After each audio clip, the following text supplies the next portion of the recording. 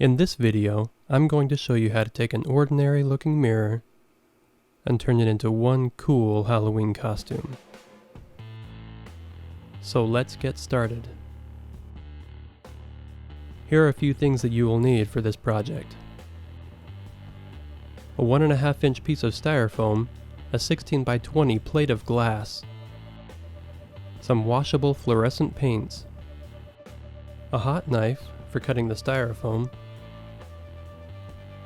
some wire, some window mirror privacy film, and its corresponding application kit, a dimmer or a potentiometer, some wire strippers, some resistors. This is a great kit to have because it's relatively cheap and there are lots of resistors in here.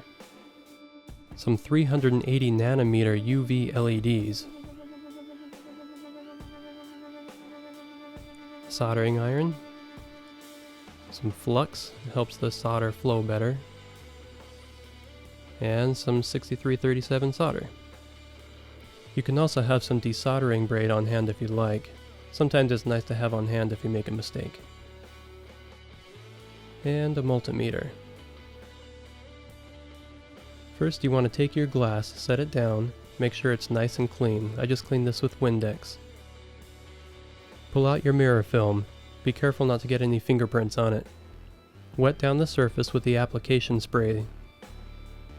Make sure to measure and cut before you try to separate the two pieces. Lay it down on the glass. This is going to be much easier with two people.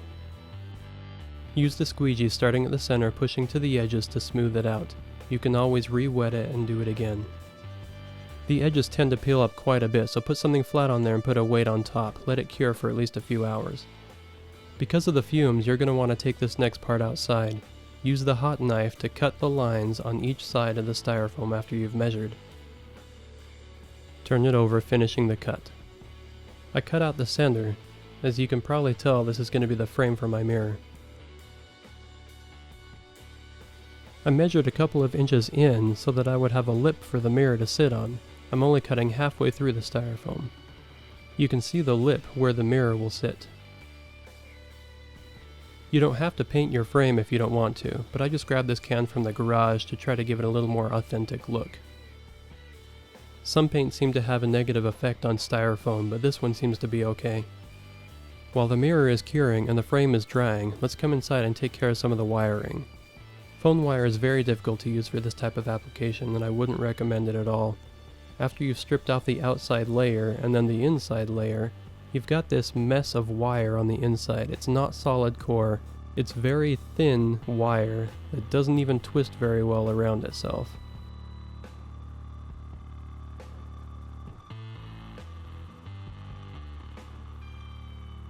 As you can see, I'm trying to twist it here and it just does not work very well. So what I'm going to do is I'm going to put a little bit of flux on the end of the wire here. That will help the solder flow smoothly as I try to tin the end of the wire. I've got a little bead of solder on the end there, so when I touch it, the solder will flow smoothly over the end. There's a little nub at the top of that. I'm just going to go ahead and snip that off. Let's jump over to the multimeter really quick. Those are the DC volts, and those are the AC volts. Since we're using batteries, we're going to put it on the DC volt 20 setting, and we'll see that each of these batteries is 1.6 volts. So we'll need at least 3 of them to light our 3 volt LEDs. Here you can see I've already attached the resistor. You can find the resistor calculator online. I have it attached to the positive lead of the LED. It's usually the longer leg. Instead of soldering my batteries together, I think I'll just open this flashlight and pull out the inside. Here I've got a casing that's perfect for the task that I've got. There are 3 batteries inside, which is exactly what I need. Make sure you've got some fresh batteries in there. These UV LEDs tend to pull more power than regular LEDs.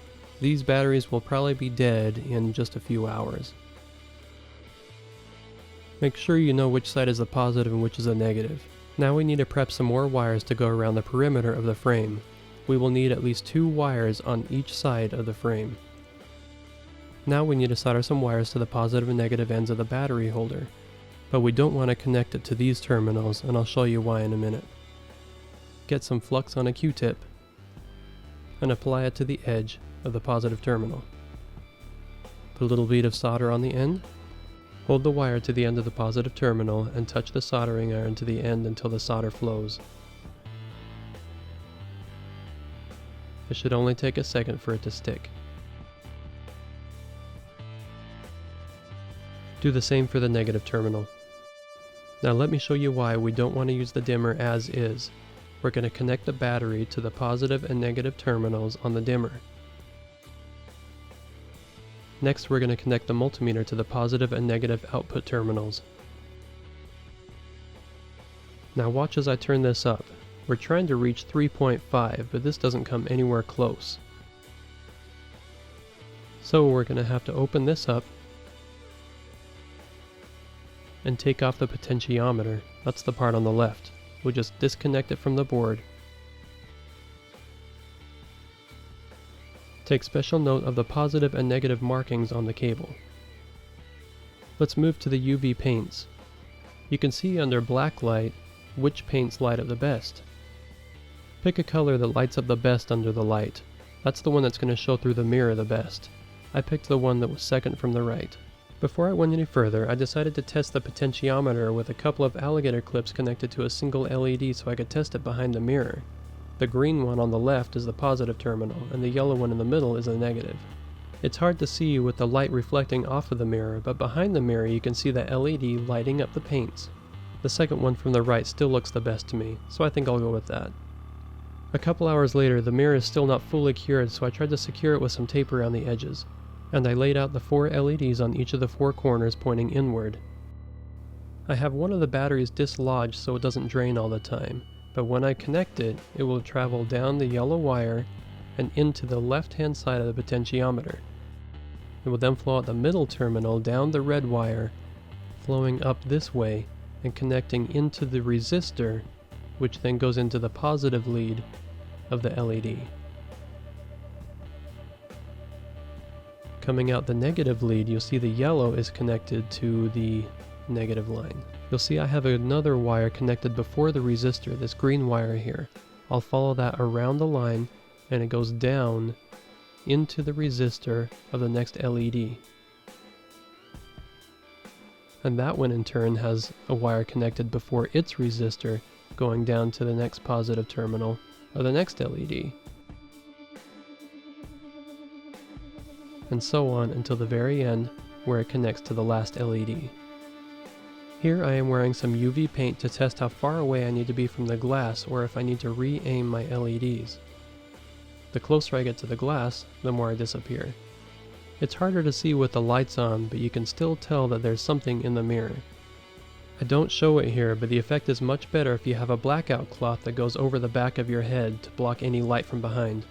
Make sure you're not wearing any light colored clothing or it will ruin the effect, like I did.